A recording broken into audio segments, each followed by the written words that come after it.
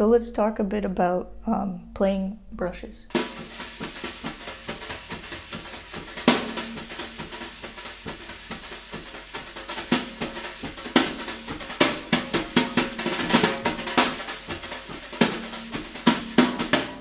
I like to play brushes with the snares off because it gives you a nice tone, and I like the texture of it, because if the snares are on, because of the way that I like the snares when I'm playing snare drum, it becomes too much and you can't hear the articulation well enough. So I play brushes with the snares off. Brushes are very different from sticks, so what you want to realize first is that they're capable, and their main superpower, let's say, is this sweeping. Okay? You can't sweep with a stick. That's why this motion is very different, right?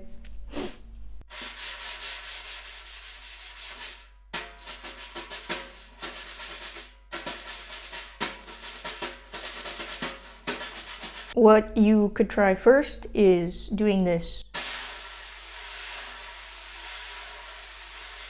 And notice how I'm not putting the brushes, because they're made out of metal, and they don't need a lot of force to make a sound.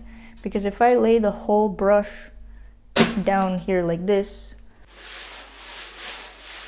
and I move it, you're actually muting the sound. So that's not what you want. And because they're made out of metal, like this, it's pretty hard to do. Like, it's pretty hard to move the brush if it's like that. So don't do that. Some people do that. Like, if you want to do that, okay, go ahead. But that's not what I do, because I don't think it's like a waste of energy. And I honestly don't see the point. Like, I like the texture not like this. You're gonna notice the angle here. It's like a 45-degree angle, maybe slightly less, maybe closer to like 20-degree angle actually, for my left hand usually, and in general for sweeping. Yeah, probably less than 45 actually. And you're gonna notice that you're only using this part of the brush, okay? And the brush doesn't bend. Look, I'm not bending the brush. The brush is straight. I'm not doing this. See how the texture changes immediately? It's because you're actually muting the brushes when you're doing that. You're muting the head as well. So you have to, it's actually very, very soft. Like, you just, you drop the stick or the brush like this. I'm barely touching it, and then I can move it like this. And that's kind of the sound that you're looking for. Because if I was pressing, it becomes a weird, gross sound with not enough texture. This is a good balance sound. So that's what I would say first. Maybe just like we do with sticks, where we're like, okay, it rebounds, look, and I hold it here, and actually I don't use my whole hand to play with a stick. It's the same thing with brushes. So do exercises like this. Like, use your fulcrum point to just move the brushes and pretend you're like swimming or something.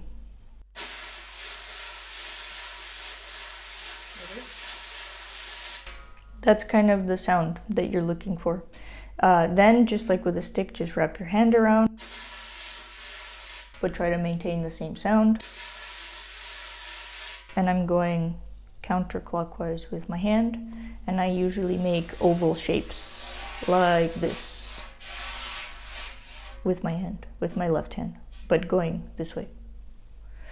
Oval shape, okay?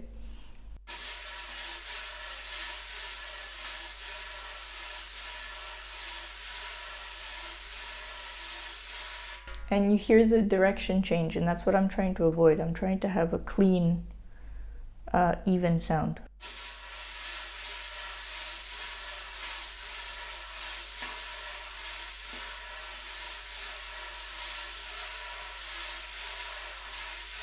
And actually it's because some of these parts of the head are already worn out a little bit more than the other ones.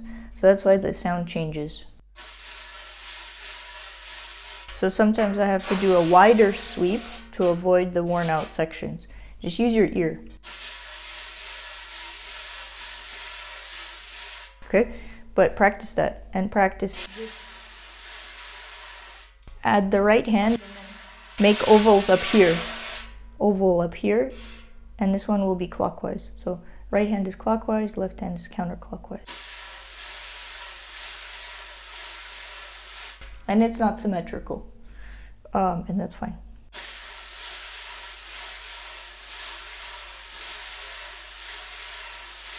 So first do that, first at the same time, like sweep, sweep, sweep, sweep.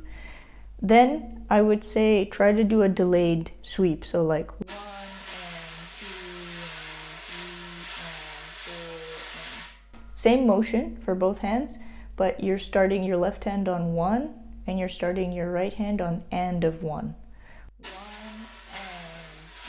and 4 and...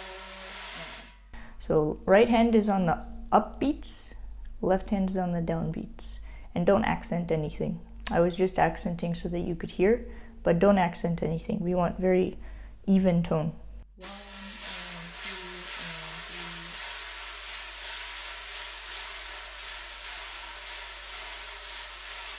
Practice that. When you have an even tone, that's great. That's a lot. It's like actually really hard to play brushes evenly. Then what you want to practice is playing with the brushes like this. So for this I would say again focus on the tips of the brushes and just it's like the downstroke, right? If you're practicing the rebound, downstroke, and the downstroke is where you drop the stick and you stay here.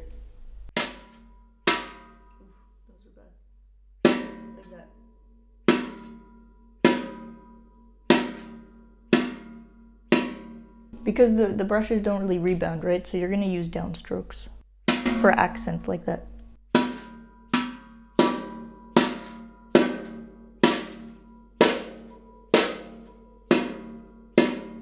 And notice the difference. I'm not playing the downstroke and keeping the brushes at the head. It's like exactly what you do with the stick. You play the note, but it comes back up like an inch or so. See? I don't end up here. I end up an inch above the head. So that's what you want to practice. With the left hand, it's going to be harder. It's also hard to find a good fulcrum with traditional grip on brushes because you have like a limited amount of space to play with, and usually I'm like way back here and it's pretty uncomfortable, so I have to move up a little bit so I don't get an ideal fulcrum point from where I think I want the fulcrum to be. So that's why it's a little more difficult for me personally to do this downstroke with traditional grip, I think, is because of the length of the body of the brush actually.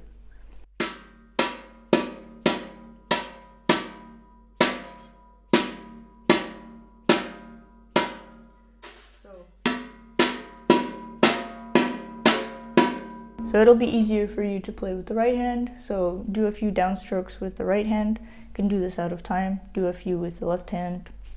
Alternate, try to get the same sound in the center of the drum, okay? And remember, like don't hit it too hard. Just drop the brush and kind of let it do the work for you. Because it carries a lot of energy, this brush. And because it's so flexible, it actually like has a bit of a whipping motion, more than a stick. So don't worry about trying to play it hard, because it'll automatically be pretty strong actually with this stroke.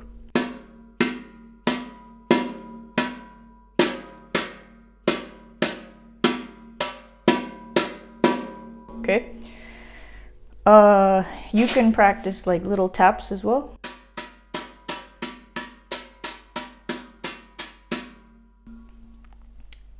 So those are, I think, the main, and you can practice this one, just not the rebound. I guess you could practice the rebound, but you're not gonna have any natural rebound.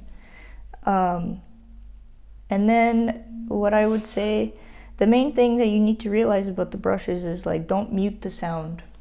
When I first started, I didn't realize that, so I was muting a lot of sound and I was like leaning into the snare, bending the brush, and actually that mutes the sound. And when you're playing fast, it's impossible. Like trying to move this fast when it's pressed down like that, it's like it starts hurting here. It's like not healthy. And actually the texture, like I prefer the sound of fast brushes the way I'm describing to you, just not putting any pressure on the tip, just keep the brush straight as is, like at a 20-degree angle, and like really let the snare resonate. Something like this.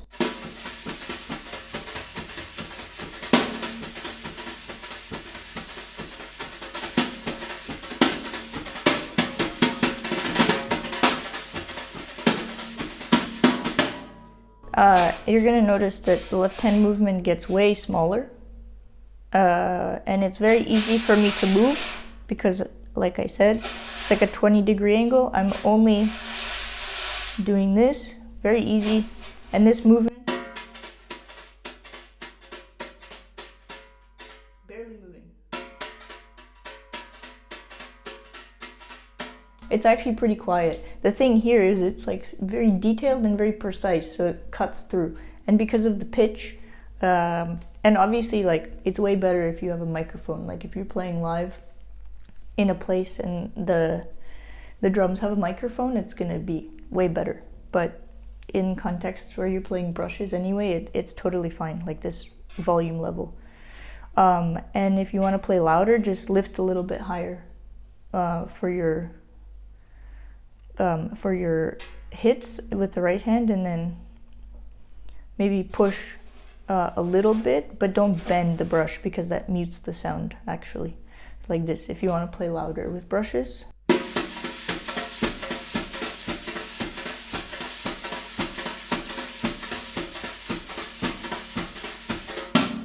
Okay, and the accents obviously, they come out pretty loud, so you don't have to worry about the accents, but the groove, you might want to lift the brush a little bit higher when you're playing. If you want specific advice on playing in 3/4 or just playing the regular jazz swing brush pattern, there's a video on that. I'll include the links. If you have specific questions about brushes, put them in the comments, and I'll try to answer the questions. See you next time.